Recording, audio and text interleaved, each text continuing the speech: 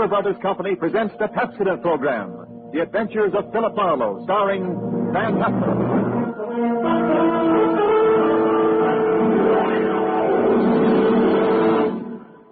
Pepsodent presents Philip Marlow, Hollywood's famous private detective created by Raymond Chandler. Philip Marlow, tough, cynical private eye of Murder My Sweet, the sardonic, case-hardened detective of The Brasher Doubloon, The Lady in the Lake, and The Big Sleep. You've seen him in action in all of those top-flight mystery pictures. Now, in order that you may continue to enjoy this exciting mystery series, Pepsodent brings you The Adventures of Philip Marlow on the air with a cast of noted radio players and starring MGM's brilliant and dynamic young actor, Van Heflin.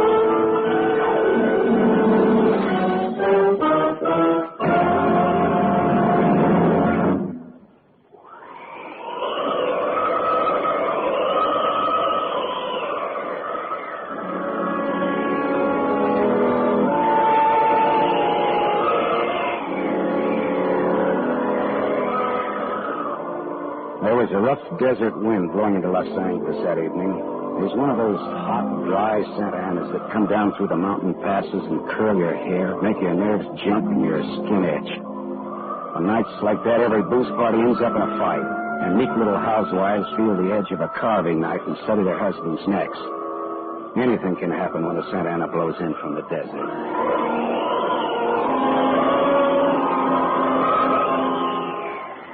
I closed up my office early. I got tired of reading Philip Marlow, private investigator, backwards on the ground glass of my office door. So I opened the door and closed it from the outside and locked it and went out to get a beer before I went up to my apartment.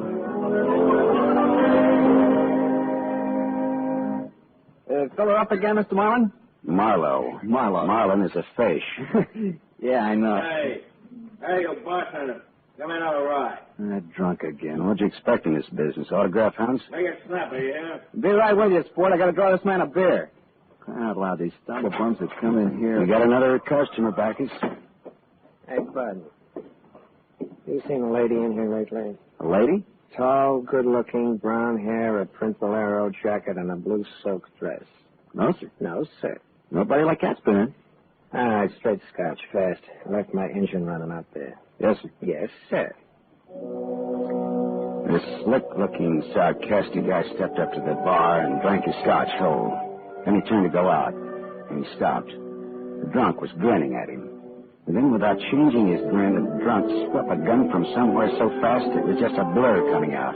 Made a couple of hard snaps, and a little smoke curled. Very little.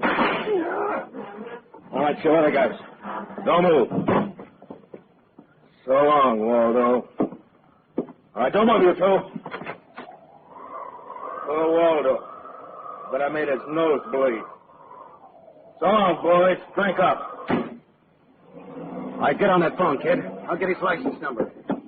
Holy smoke. Holy smoke. Not too late. Drove away with this dead guy's car. Maybe he ain't dead. He's dead, all right. Where's your phone? This is for the police.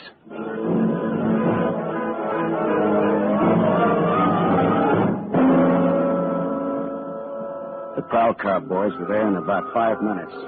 Waldo was out of business, all right. And nothing in his pockets told who he was, but he had about $700 on him.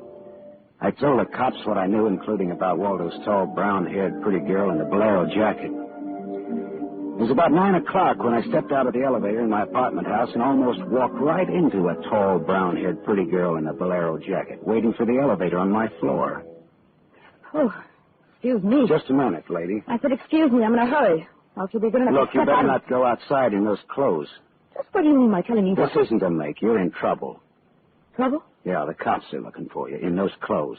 But I haven't done anything that's... I'm in room 41 across the hall now. I never collected an etching in my life. All right, I'll go with you. I'll go. I got to my room and rustled up some scotch and soda and brought the girl her glass. She had a small automatic in her hand and jumped up at me, and her eyes were full of panic. I put down both glasses on the table slowly so that I wouldn't be misunderstood. Look, sister, maybe this wind has got you crazy, too. Don't move. Be careful, don't move. A man just got shot in a bar down the street. Before he got it, he'd been asking about a tall, pretty girl with a bolero jacket, like yours. What do he look like? This man. Tall, 5'11", slim, dark brown eyes with a lot of glitter, dark suit, white handkerchief in the breast pocket.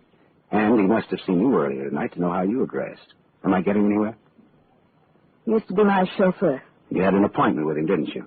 Why? Listen, he asked for you, didn't he? Yes, I had an appointment with him. He'd stolen something from me when he left 3 days ago. I was going to buy it back from him. Why didn't you tell the police? I couldn't tell him. It was valuable, wasn't it? Valuable enough for Waldo to steal? $15,000. Oh, it's peanuts. But it wasn't a valuable. It meant something to me. The man I loved gave it to me, and now he's dead. He was a flyer shot down over Germany. I'll go back and tell my husband that. He probably hired you. He did? Well, how much is he paying me? And where is this husband of yours? He's at a meeting. This late at night? He's a very important man. He's a hydroelectric engineer. I'll let you know that my husband is one of the... Skip it. I'll take him out to lunch sometime and have him tell me himself. And about Waldo. Whatever he had on you is dead stock now, like Waldo himself. He's dead. Waldo's dead? Yes, sister, he's dead. Dead. Lady, he is dead. Oh. Now scream and I'll give you 2 black eyes. I'm not going to scream. Who would that be? There's a dressing room behind that door. Hide there. Now, don't argue with me. Do it. It's all right.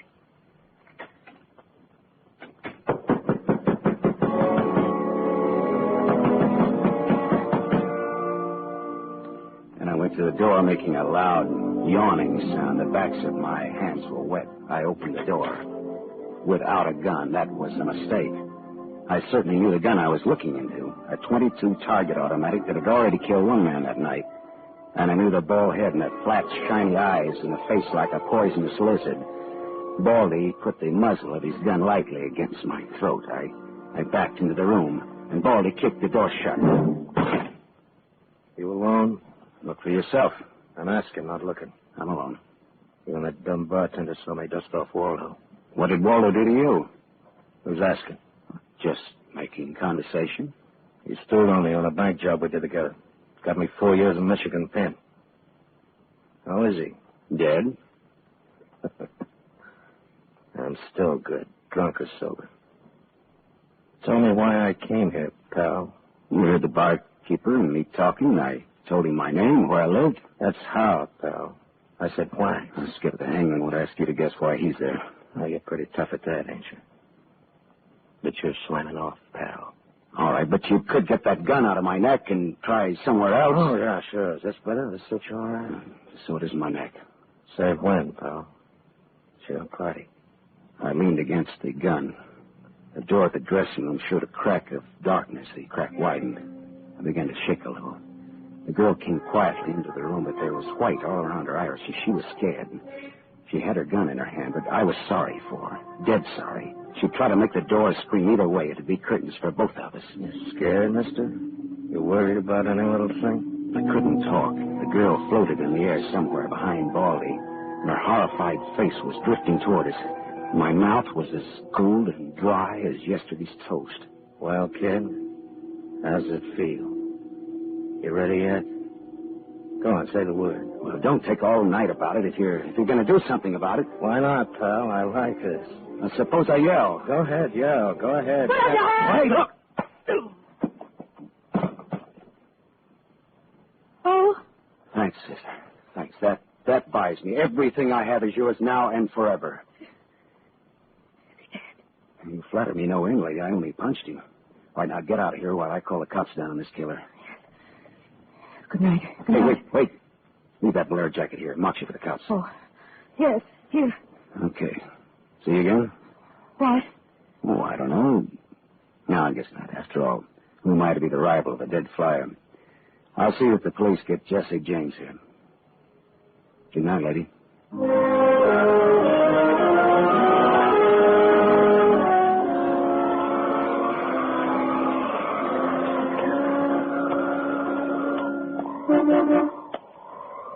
Yeah?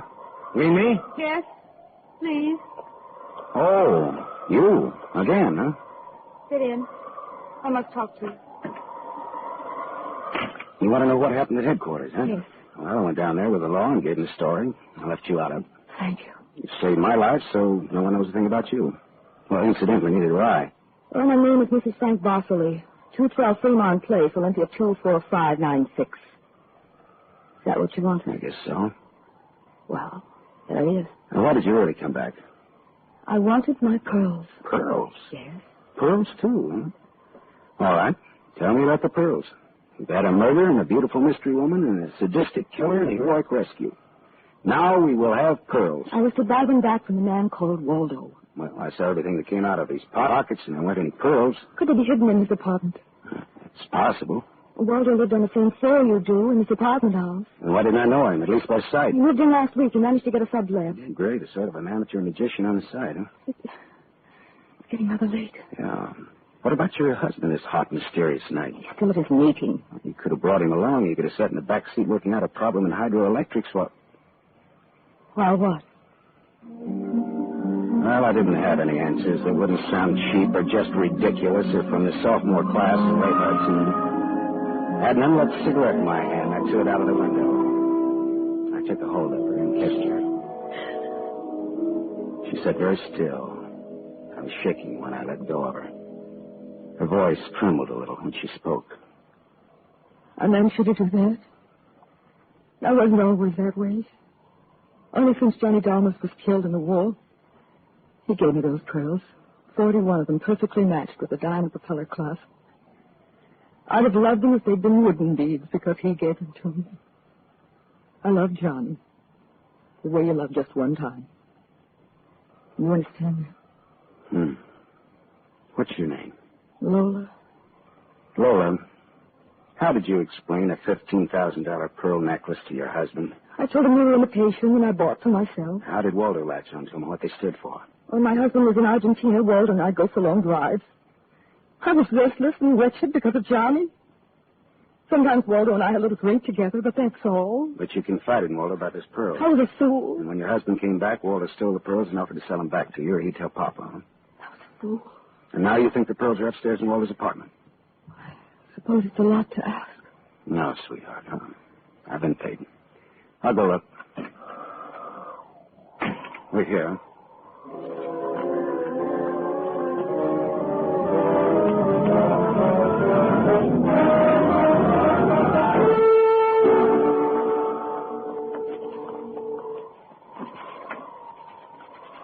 Was the gun on, Lola?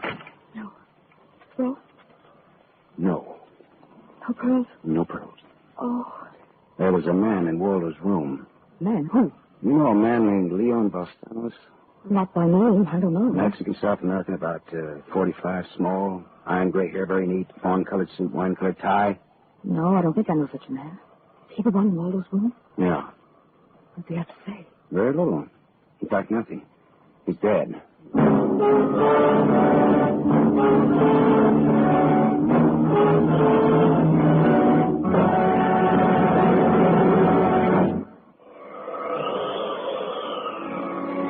I sat with Lola Barsley in a car listening to that jittery, infuriating desert wind gallop around in the midnight streets.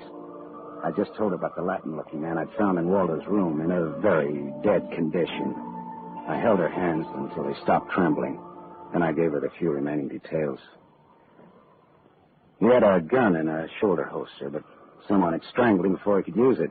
Someone? Waldo? Maybe. You see that convertible coupe two cars ahead of us? Been there for hours. He's there before I parked here to wait for you.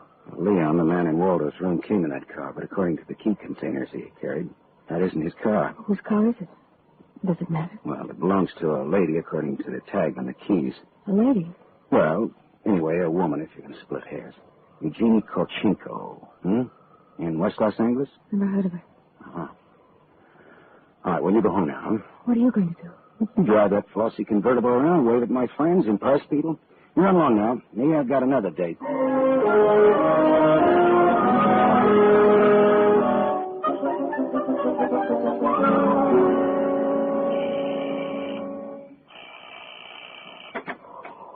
Yes? What is it, please? Miss Eugenie Kolchenko, Yes? What is it? did you lose or misplace a pigeon gray convertible coupe? What are you saying? Now, don't be alarmed. I found it, and I brought it home to you. Come in, please. This is a reward you wish. Shall we say... Snap out of it, Dragon Lady. Who was he? Oh, what's The little guy, Leon. You loaned your car to. He's dead. Who was he? Oh, no, no. Oh, yes, yes. Eugenie. Darling, come here, please. What's the matter, honey? Who is this man? I came about Miss Kolchenko's car. What about her car? The gentleman who borrowed it couldn't return it on account of he isn't alive. He's dead. Darling, he's dead. Well, that's putting it more bluntly, of course. Dead, huh? Completely. Who are you? Philip Marlow, private investigator. My card. Mm-hmm. You told the police yet? Never do at once what can be deferred pending negotiations. He's something. I'm not negotiating. Oh, peachy. What do you know, Marlowe? A man named Waldo was shot in a bar tonight. I happened to have the inside as to who he was, and when I visited his apartment tonight, I found Miss Leo Balsanos dead. He wouldn't have had $500 in 20s on him, would he? No, but this Waldo had over $700 on him when he was killed at that cocktail bar, mostly in 20s. Hmm. Is there a basis there for negotiations yet? Very well, Marlowe. I'm a married man. There were certain unpaid bills for some stuff Miss Kolchenko here had charged to my account. But you told me I might charge to your account. All right, so I wasn't very bright. That might be the understatement of the decade, but go on. I had the unpaid bills safely in my briefcase. Somehow this Waldo had a chance to steal the briefcase.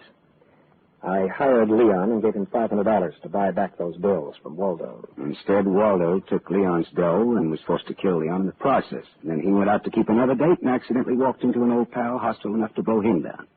And someone still has those bills. And I'm in for remorseful. The man who shot Waldo got away in Waldo's car with your briefcase in it. Yeah, that could be. The cops caught him. Oh. And the police have the briefcase. Maybe. But the police are interested in solving crime, not in tossing mud for the benefit of sensation eaters. Look, I've got a friend or two at headquarters. Let me see what I can do. It's worth $500 to me. Well, then that's what it'll cost you. Well, good luck. And, thank you, Mr. Marlowe. Philip Marlowe, remember? My name is Frank Barcelay. Barcelay. Oh? What does that mean? The big hydroelectric engineer? Yeah. How did you know? My voices tell me. Who? Darling, this man is manifestly insane. It's the heat, Miss Kolchenko. It's the Santa and it's the desert wind. May I use your telephone?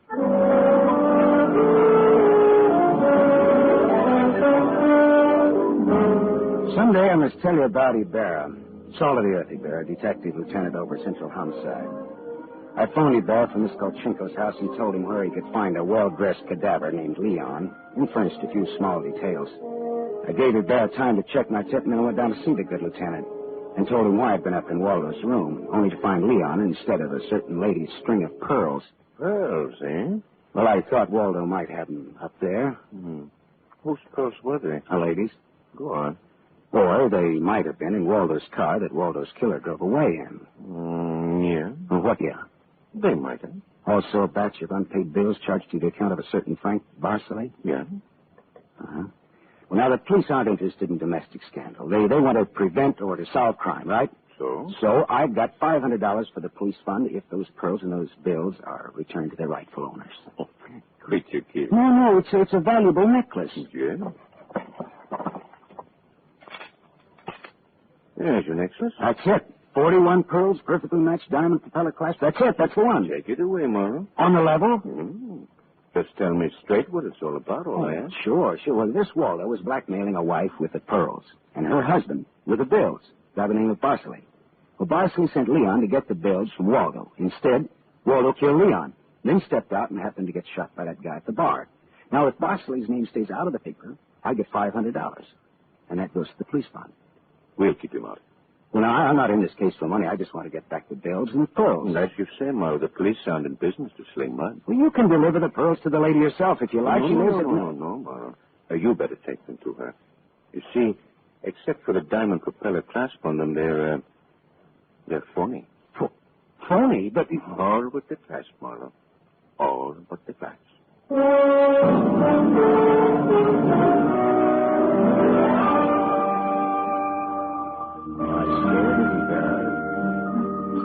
So the flyer, Johnny Downs, the great lover, had given Lola a string of fake pearls. Well, I didn't know how to tell her, but I called her up and told her to meet me at the Beachcombers at 2. I was going to slip her the bad news slowly. I'm glad you asked me to meet you here, Mr. Marlowe. See, I had to have someone to talk to. Go ahead. Go ahead, talk. I'm listening. Now, Mr. Marlowe, now more than ever, I must have those pearls. Why? Money trouble? Oh, no. It's just that everything's gone wrong. And this morning my husband told me we're to separate. Oh, I'm sorry, Lola. But if I had Johnny's pearls, it would be a link with the past, and with Johnny. It only meant to me. It's how a woman feels, Mr. Marlowe. I wouldn't blame you for not understanding. Maybe I do, though. So please, Mr. Marlowe, please, we'll try to find my pearls. Lola, look, Even if it isn't all of them. Any part of them. Any single smallest one of them. It'll be Johnny's. Look, will you meet me here again around 4 o'clock? I'll be here. Okay, I'll see what I can do.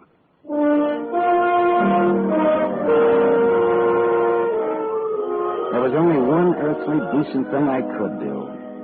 I took Lola's glass pearls to a jeweler, and I had him take off the diamond clasp and put her on one of those strings of so-called simulated pearls that they sell you for $3, tax included. Then I went back to keep my 4 o'clock date with Lola at the Beachcombers. Well, Mr. Marlowe, anything new? Yes, the police found some pearls in Waldo's car. They found my pearls? No, not exactly. Not exactly. Well, Waldo was getting set to jip you, Lola. He had the diamond clasp of your necklace attached to a string of cheap imitations. And then he sold the real pearls. Oh, how... Oh. These are the imitations here. Yes. But it is my clasp. The glass is real. Is that all right? Yes, it's the glass that Johnny Dalmas gave me. Of course it's all right. Oh, that's swell. Thank you so much, Mr. Marlowe. Forget it. I won't. Not ever. But just goodbye. Yeah, I think so.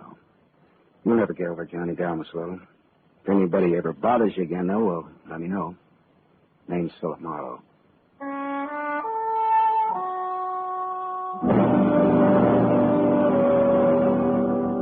I drove almost to Malibu and then I parked and walked out on the rock cliff. Then I reached in my pocket and dug out the string of Bohemian glass pearls that Lieutenant Ibarra found in Waldo's car. I cut the knot at one end and slipped the pearls off one by one. One by one, I flipped them into the water. The gull swooped down on them, and they flapped up again, screaming indignantly. The phony pearls had fooled Waldo and Lola Barsley, but they couldn't fool a seagull. I said to myself, to the memory of Johnny Dalmas, just another four-flusher. I listened a while to the wheeling seagulls. All at once I realized that the wind had died. The Santa Ana had blown itself out. The red wind was done. It was over.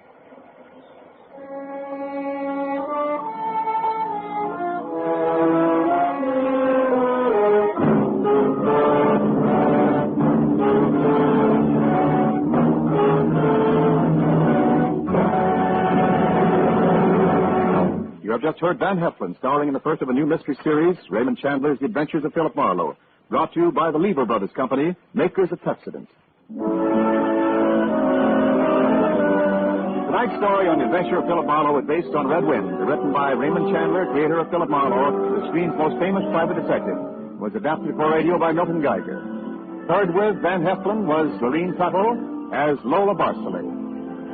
And this is Wendell Niles inviting you to listen again next week at this same time to another exciting story on The Adventures of Philip Marlow, starring Van Heflin with a distinguished cast.